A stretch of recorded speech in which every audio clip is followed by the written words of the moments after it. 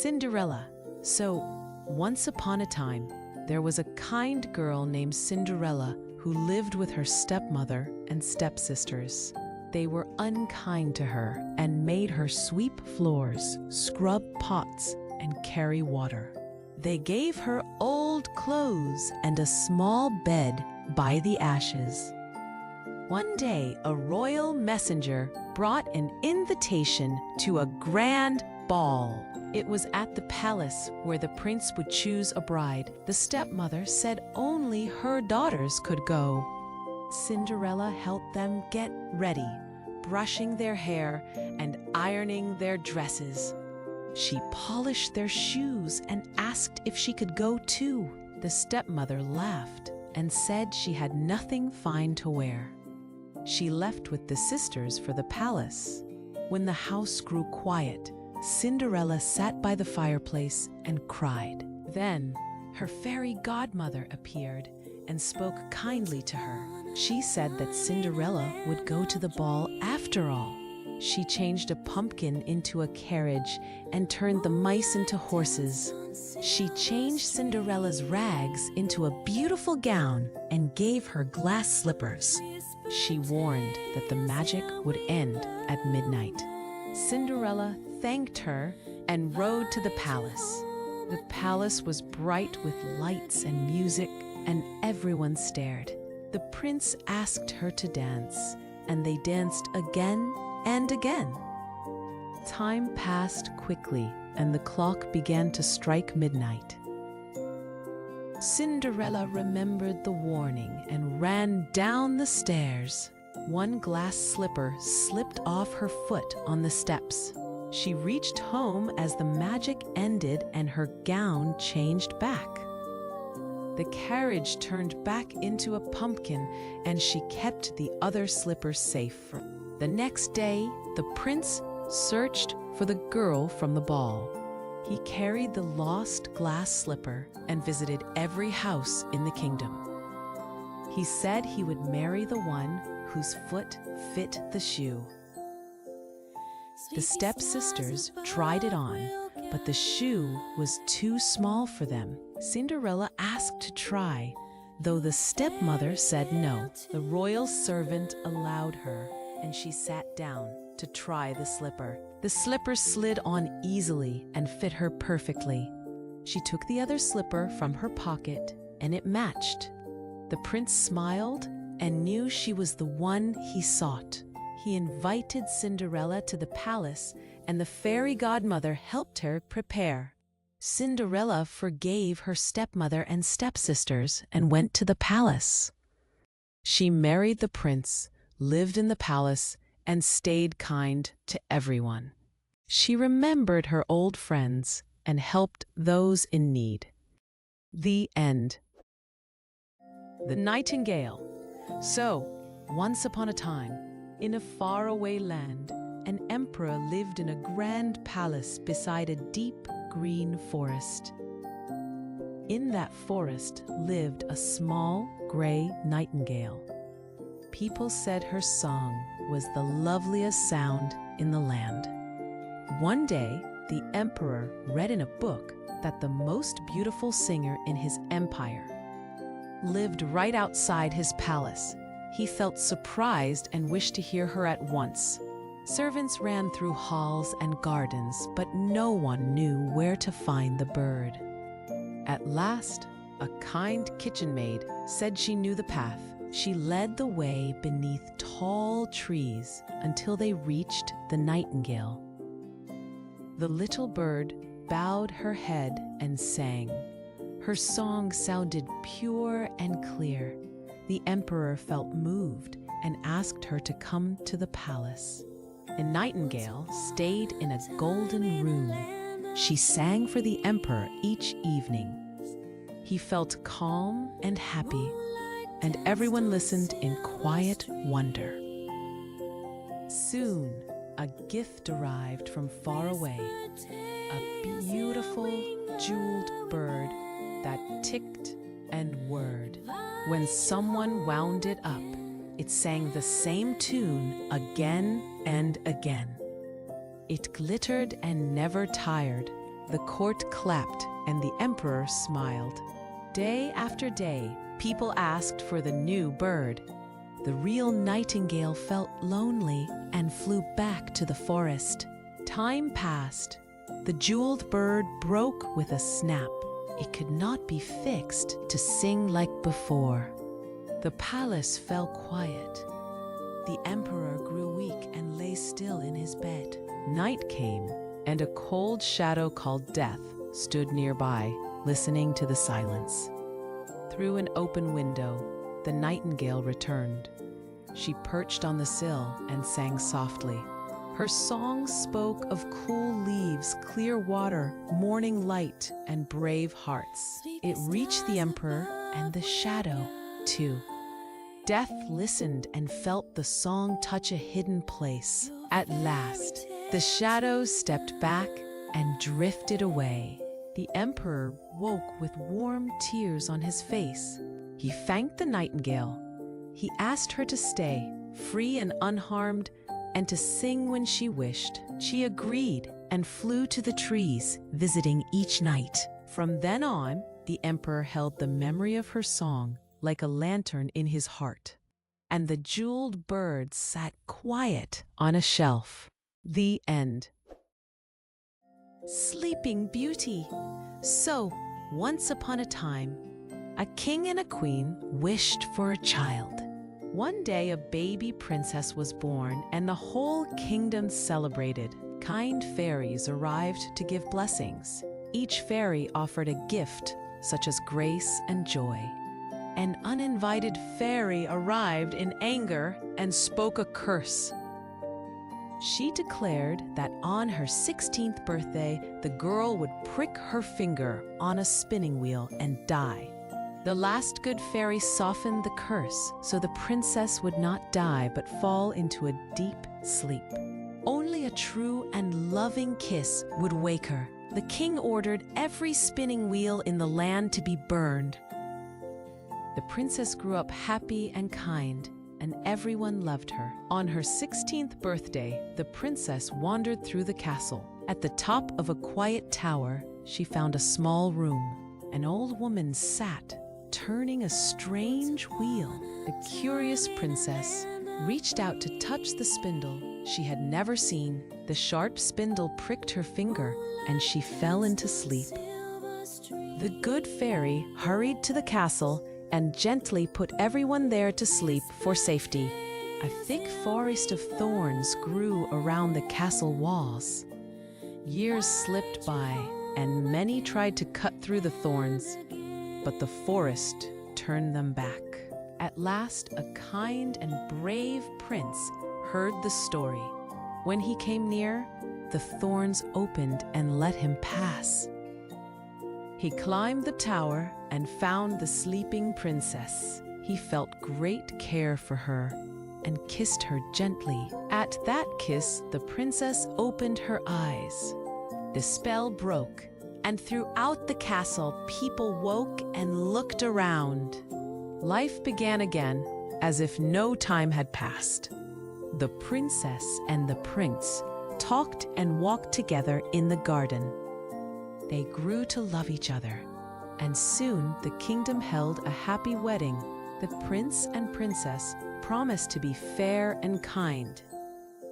The castle filled with light again, and the people felt safe. The end. Thumbelina. So once upon a time, there lived a kind woman who longed for a child. An old woman gave her a seed. A flower grew, and when it opened, a tiny girl sat inside. She was no bigger than a thumb, so the woman called her Thumbelina. The woman made her a walnut shell bed and cared for her with love. One night, a toad crept in and took Thumbelina away. He set her on a lily pad and said she would marry his son. Thumbelina cried. Fish nibbled the stem and a butterfly pulled the pad along. She floated far from the toad. A beetle swooped down and carried her to a tree. Other beetles said she looked strange, so he left her on a flower. Thumbelina felt lonely, But she stayed brave. Winter came.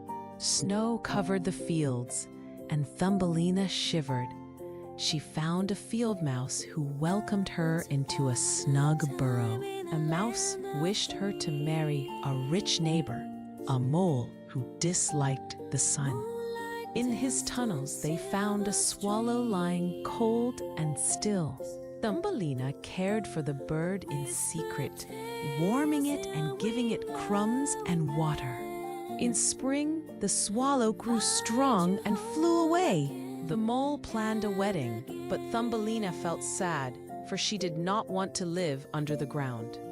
On a bright day, the swallow returned and offered to carry her to a warm land. Thumbelina climbed onto his back, and they flew over forests and seas. They came to a valley of flowers. In a white blossom lived a tiny prince. He was the king of the flower people. He gave Thumbelina wings and asked her to stay. She smiled and said yes. She lived among blossoms and sunshine. The end. The Red Shoes. So, once upon a time, there lived a girl named Karen who loved to dance.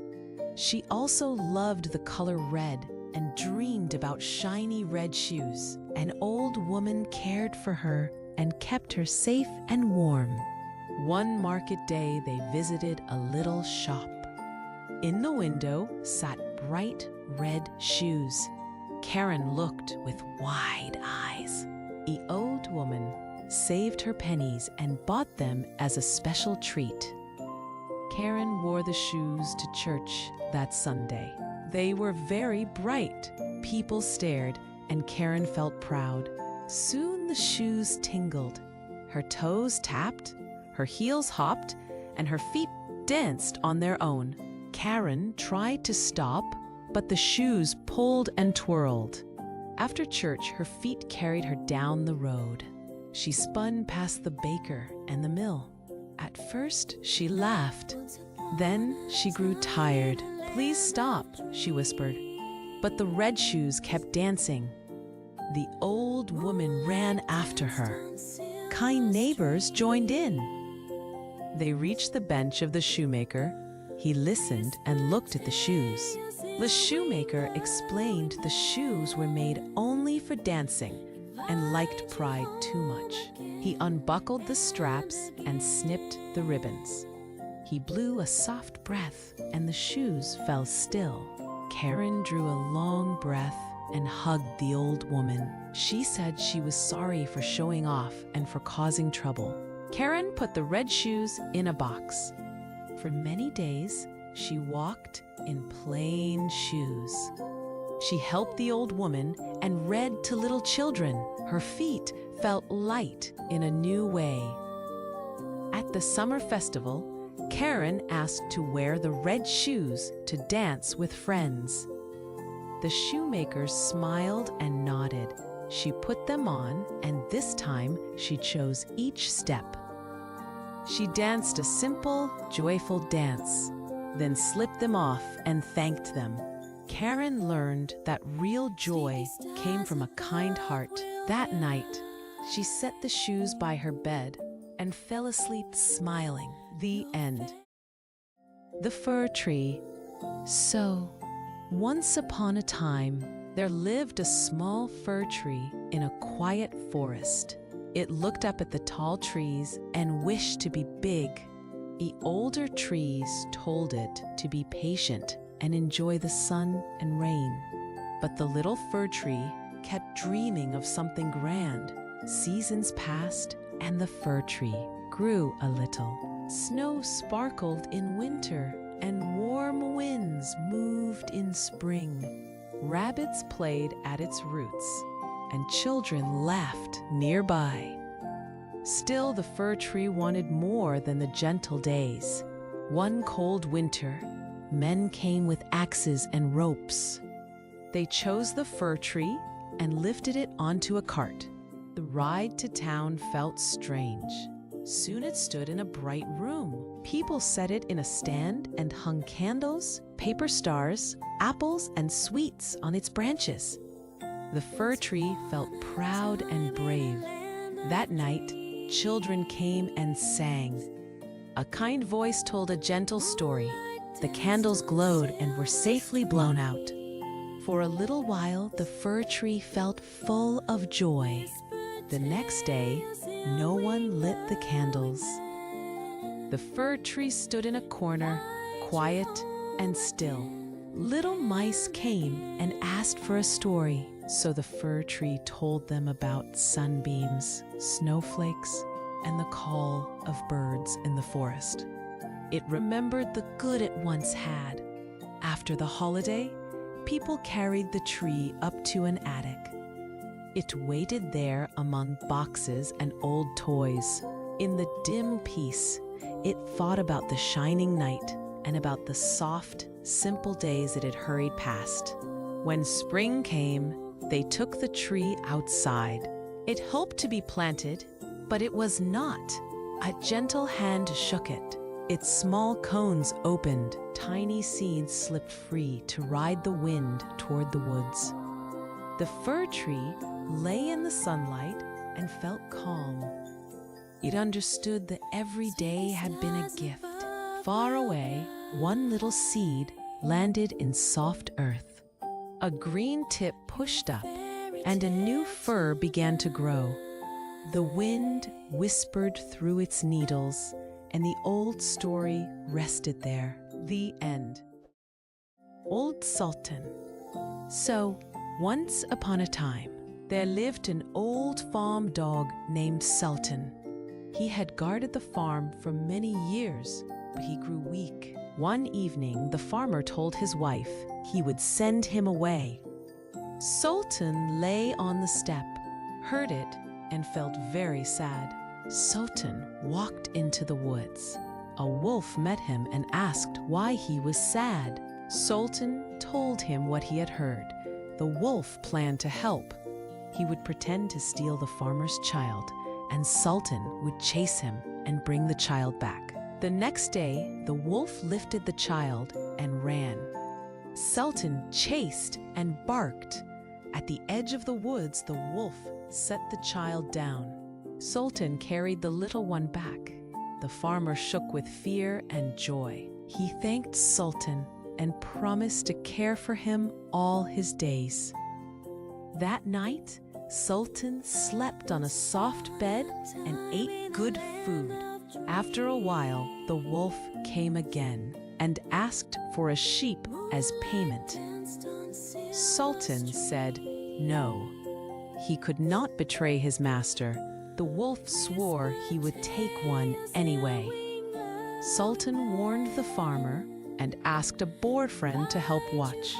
At dusk, the wolf brought a bear to frighten them. Sultan lay as if asleep in the grass, and the boar hid under straw. When the bear crept close, the boar burst out. Sultan sprang up and barked with all his old strength. The bear stumbled. The wolf turned tail, and both ran into the woods. Later, the wolf felt sorry and sent a fox to ask for peace.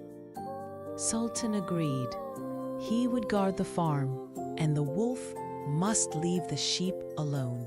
The wolf and bear nodded and went away. Sultan lived in comfort for the rest of his days. The farmer trusted him, and he slept in peace. The end. Thanks for watching. Please click like and subscribe for more videos like this one.